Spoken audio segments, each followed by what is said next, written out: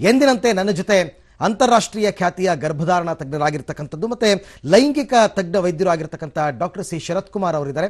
ಕಾರ್ಯಕ್ರಮಕ್ಕೆ ಅವರನ್ನ ಸ್ವಾಗತ ಮಾಡ್ತಾ ಇದ್ದೀನಿ. ಡಾಕ್ಟರ್ ನಮಸ್ಕಾರ. ನಮಸ್ತೆ ಅರವಿಂದ್. ನಿತ್ಯ ಸಂಜೀವಿನಿ ಕಾರ್ಯಕ್ರಮದ ಎಲ್ಲ ವೀಕ್ಷಕರಿಗೂ ನಮಸ್ಕಾರಗಳು.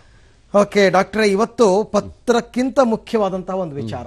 ಈಗ ಕಳೆದ 6-7 ದಿವಸದಿಂದ ತಾವು ಪ್ರಾಗ್ ಅಲ್ಲಿದ್ರಿ, ಸ್ವಿಸ್ ರಿಪಬ್ಲಿಕ್, ಯುರೋಪಿಯನ್ ಟೂರ್ ಹೋಗಿದ್ರಿ.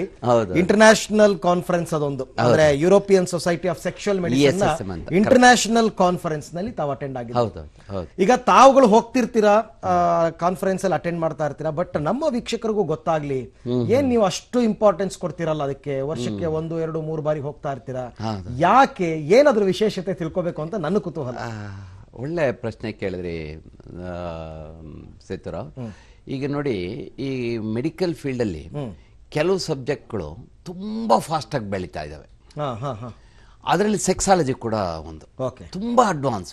ಏನ್ 3 ತಿಂಗಳಿಗಾಗ್ಲೇ ಅದು ಯಾವ್ದೋ ಒಂದು ಹೊಸದು ಆವಿಷ್ಕಾರ ಬಂದ್ಬಿಟ್ಟಿರ್ತದೆ. ಈಗ ಕಾರ್ಡಿಯಾಲಜಿನಲ್ಲಿ, ಬ್ರೈನ್ ನಲ್ಲಿ ಭಾರಿ ಫಾಸ್ಟ್ ಇರ್ತವೆ. ಕೆಲವು ಸಬ್ಜೆಕ್ಟ್ ಹಂಗೆ ಸ್ಲೋ ಇರ್ತವೆ. ಈ ಅನಾಟಮಿ, ಫಿಸಿಯಾಲಜಿ, ಪಥಾಲಜಿ ಅವು ಬದಲಾವಣೆ ಕಾಣಿಸ್ತದೆ.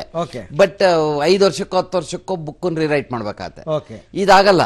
ಈ ಸೆಕ್ಸಾಲಜಿ ಬುಕ್ ಆಗ್ಲಿ ಅಥವಾ ಕಾರ್ಡಿಯಾಲಜಿ ಬುಕ್ ಆಗ್ಲಿ 1 ವರ್ಷಕ್ಕೆ 2 ವರ್ಷಕ್ಕಾಗ್ಲಿ ಅದು ಔಟ್ಡೇಟ್ ಆಗೋಗುತ್ತೆ. ಯಾಕೆ ಅಷ್ಟೊಂದು ರಿಸರ್ಚ್ ನಡೀತಾ ಇದೆ. ಹಾಗಾಗಿ ನಾವು ಈ ಇಂಟರ್ನ್ಯಾಷನಲ್ ಕಾನ್ಫರೆನ್ಸು, ಸಿಂಪೋಸಿಯಮ್ಮು, ಕಂಟಿನ್ಯೂಡ್ ಮೆಡಿಕಲ್ ಎಜುಕೇಶನ್ಸ್ಗಳಿಗೆ ಹೋಗದೆ ಇದ್ರೆ ಏನಾಗುತ್ತೆ, ಏನೇನು ಇತ್ತೀಚೆಗೆ ಬೆಳವಣಿಗೆ ಆಗಿದೆ ಅನ್ನೋದು ನಮಗೆ ಗೊತ್ತಾಗಲ್ಲ.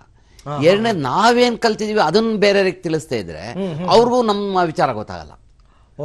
ಇದರಲ್ಲಿ ಕೊಂಡು ತಗೊಳ್ಳೋ ಒಂದೇ ಅಲ್ಲ. ಈಗ ನಾವಿಲ್ಲೇನು ನಾವು ಮಾಡ್ತಾ ಇದೀವಿ ಅದನ್ನ ಬೇರೆಯವ್ರಿಗೆ ತಿಳಿಸಿದ್ರೆ ಹೌದಾ ಈ ರೀತಿನೂ ಇದೆಯಾ ಅಂತ ಅವ್ರು ಅದನ್ನ ಅಳವಡಿಸ್ಕೊಳ್ತಾರೆ. ಅಂದ್ರೆ ವರ್ಲ್ಡ್ ನ ಎಲ್ಲಾ ಕಡೆಯಿಂದ ಬಂದಿರ್ತಾರೆ ಸೆಕ್ಸಾಲಜಿಸ್ಟ್. ಇದು ಯುರೋಪಿಯನ್ ಸೊಸೈಟಿಲಿ ಮೇನ್ಲಿ ಯುರೋಪಿಯನ್ ಕಂಟ್ರೀಸ್ ಬರ್ತಾರೆ.